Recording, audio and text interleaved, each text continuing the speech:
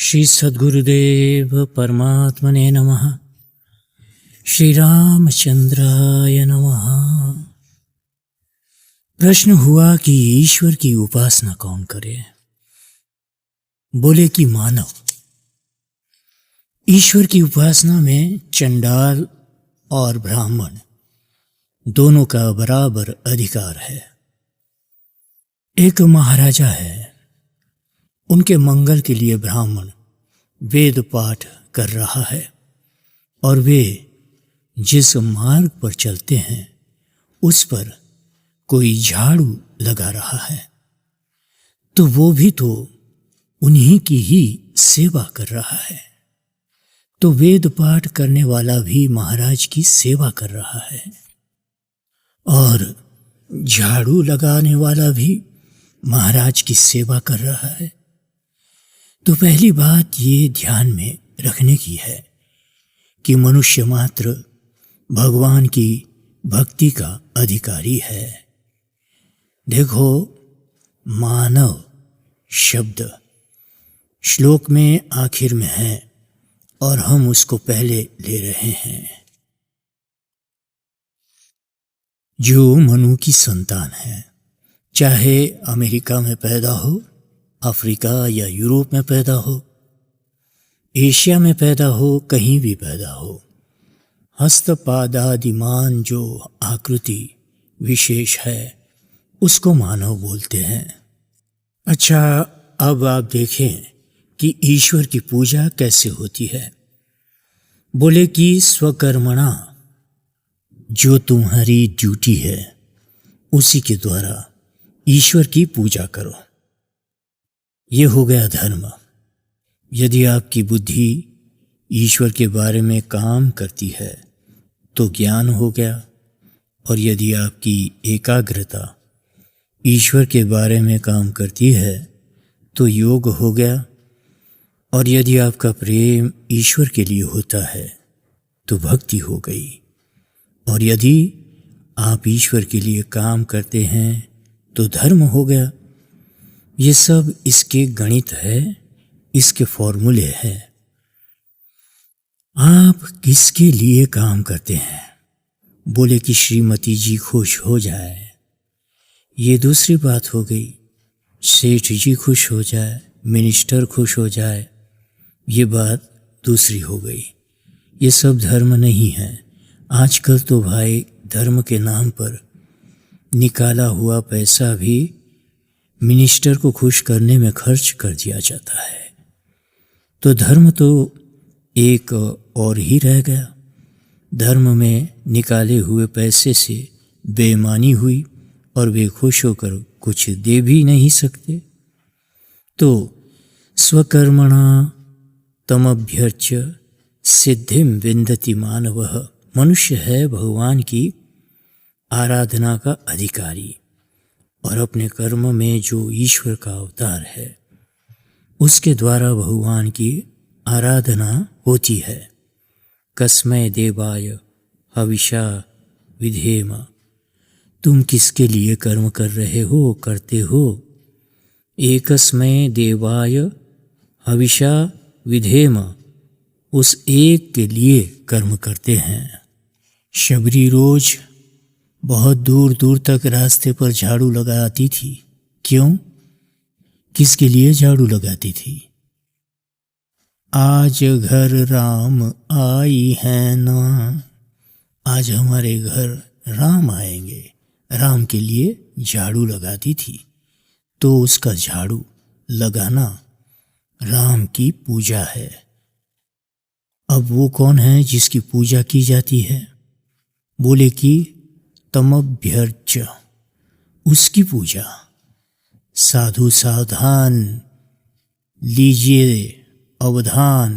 वो कौन है? बोले कि यतः प्रवृत्तिर्भूतानां येन सर्वमिदं ततं। यह मया ततं का एक अर्थ है संसार के सब प्राणी जिसकी वजह से प्रवृत्त होते हैं, अपना अपना काम करते हैं, जिसकी वजह से पृथ्वी विश्वस्य धारिणी, पृथ्वी सबको धारण करती है, जल सबको तृप्ति देता है, सूर्य सबको रोशनी देता है, वायु सबको सांस देती है, आकाश सबको अपने भीतर घूमने फिरने देता है। यतः प्रवृत्तिर भूतानाम, बोले कि नहीं, इतना ही नहीं, आपके शरीर के भीतर एक ऐसी चेतन शक्ति विराजमान है जो आपकी मशीन को घुमाती फिराती है। उसको बोलते हैं निमित्त कारण, अंतर्यामी। यतः पद का अर्थ है कि जिसको घुमा रहा है उससे अलग है और घूम रहा है, तो किसकी पूजा कर रहे हो?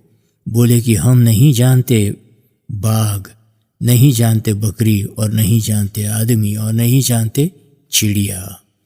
तब जो सबके दिल में बैठकर सबको नचा रहा है, यह पृथिव्याम तिष्ठन पृथिवीम जनयति, धरती में रहकर धरती का नियंत्रण करता है, और विज्ञाने तिष्ठन विज्ञानम जनयति, हमारे हृदय में रहकर हमारे हृदय को नियंत्रित करता है। ऐसा चुंबक जो सबके हृदय में एक सा रहता है, और उसके आकर्षण से जैसे सब पंखे अलग अलग चलते हैं, वैसे सब शरीर की मशीन अलग अलग चल रही है। तमभ्यर्च्य, उसकी पूजा करो, माने हम जो कर्म करते हैं उससे सर्वंतर्यामी की पूजा करो। पूजा कैसे करना? सबको मीठा बोलना, क्योंकि हम किसी से भी बात करते हैं तो उसके हृदय में रहने वाले ईश्वर से ही तो बात करते हैं। ये मत समझना कि तुम दुश्मन से बात करते हो। दुश्मन तो एक पर्दा है, एक शक्ल सूरत है, उसके भीतर जो ईश्वर बैठा हुआ है, हम उसी से बात करते हैं, उसकी बात सुनते हैं, सचमुच उसी को काम करते देखते हैं, उसी को दुनिया के रूप में बदलते हुए देखते हैं। ये सब ईश्वर की रोशनी है, ईश्वर की चमक है। सब में एक ही खुदा का नूर है, उसी की किरणों से सबके भीतर चमचम चमचम चमकाहट हो रही है। आप जो भी कीजिए उसका आदर कीजिए, किसी से दुश्मनी मत कीजिए, किसी से नफरत मत कीजिए, राग द्वेष मत कीजिए, किसी को कड़वा मत बोलिए, अपना दिल बनाकर रखो। कटुक वचन मत बोल रे, तो को पीव मिलेंगे। किसी पर अविश्वास मत करो, किसी पर संशय मत करो, वो नहीं बिगड़ेगा, तुम्हारा दिल बिगड़ जाएगा। अपना दिल मत बिगाड़ो। आप काम कीजिए, और काम करते वक्त देखिए कि सब में ईश्वर है, इसलिए पक्षपात मत कीजिए और किसी से दुश्मनी भी मत कीजिए। किसी को सताइए मत, किसी को ठगिए मत। जो भी काम कीजिए उसकी पूजा के लिए कीजिए, उसके सामने सिर झुकाए। सबके घट में वही रम रहा है। अभ्यर्च्य, तो फल क्या होगा? बोले कि सिद्धिम विंदति। तो देखो, मनुष्य अपना कर्म करने का अधिकारी है। उसका कर्म ईश्वर की पूजा करने की पद्धति है। अपने कर्म से ही उसकी पूजा होती है, और सबका अभिन्न उपादान कारण अंतर्यामी, सब मशीनों को चलाने वाला और मशीनों के रूप में बनने वाला वही है।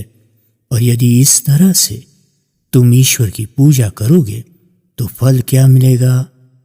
तुम्हारा अंतःकरण शुद्ध हो जाएगा। सिद्धिम विंदति मानव, सिद्धि माने अंतःकरण की शुद्धि।